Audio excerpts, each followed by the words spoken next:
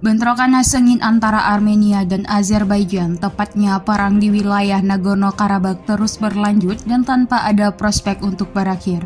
Meskipun ada keinginan dari negara-negara besar di sekitarnya untuk mewujudkan perdamaian.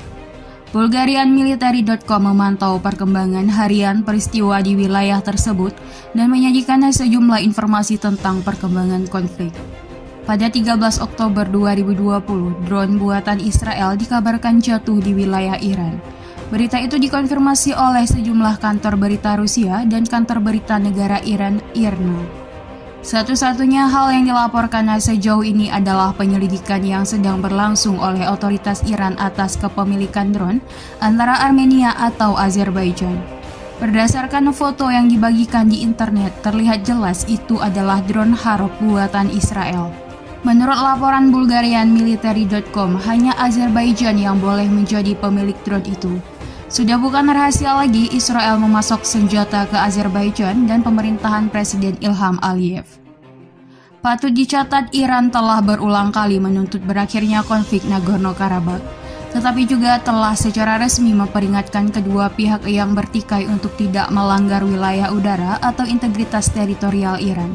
Jika tidak, militer Iran akan melawan tindakan tersebut tanpa peringatan. Hampir 10 hari lalu muncul informasi Iran menembak jatuh 2 helikopter milik pasukan Azerbaijan. Pernyataan resmi Azerbaijan ialah helikopter itu ditembak jatuh di atas Nagorno-Karabakh, tetapi jatuh di wilayah Iran. Namun, sejumlah media mengklaim drone Harop itu ditembak jatuh oleh Angkatan Udara Iran. Tidak ada konfirmasi resmi dari Iran atas tindakan semacam itu. Bulgarianmilitary.com tidak dapat memastikan apakah drone itu ditembak jatuh di atas wilayah Iran atau apakah itu terjadi di atas Nagorno-Karabakh.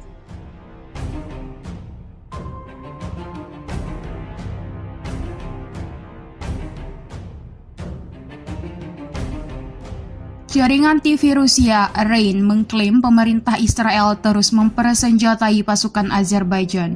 Meski demikian, pekan lalu kanal media Israel mengumumkan dalam publikasinya Israel menangguhkan pasokan senjata ke Azerbaijan.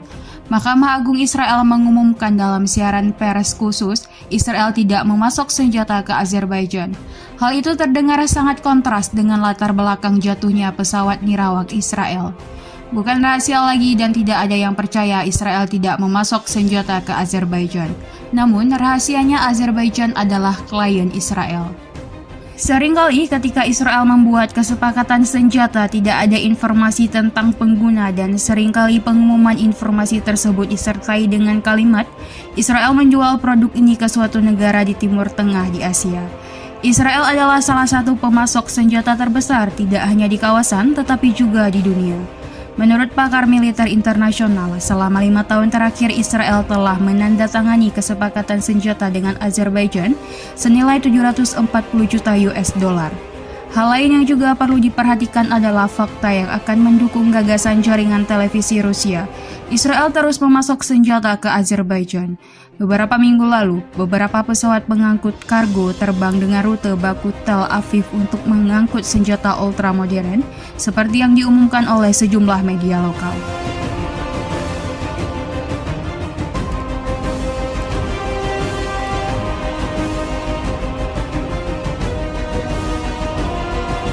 Azerbaijan dan Armenia telah terlibat konflik atas Nagorno-Karabakh sejak Februari 1988, ketika wilayah otonomi Nagorno-Karabakh mengumumkan penarikannya dari wilayah Azerbaijan SSR atau Republik Soviet.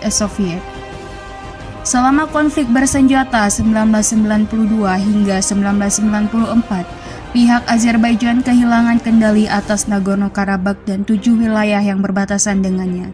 Sejak 1992, perundingan telah dilakukan dalam kerangka OSCE Minsk Group tentang penyelesaian konflik secara damai. Kelompok itu dipimpin bersama oleh Rusia, Amerika Serikat, dan Prancis. Pada 1994, Azerbaijan, Armenia, dan Republik Nagorno-Karabakh yang tidak diakui melalui mediasi Rusia menandatangani protokol gencatan senjata Bishkek. Pada saat yang sama, operasi militer tidak berhenti begitu saja yang secara berkala diperbaharui.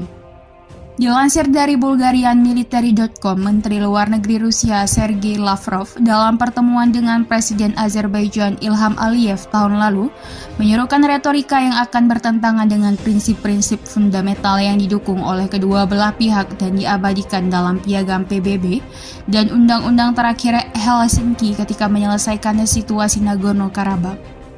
Pada saat yang sama, pimpinan Kementerian Luar Negeri Rusia itu mengakui masih banyak upaya yang harus dilakukan untuk mencapai penyelesaian politik jangka panjang.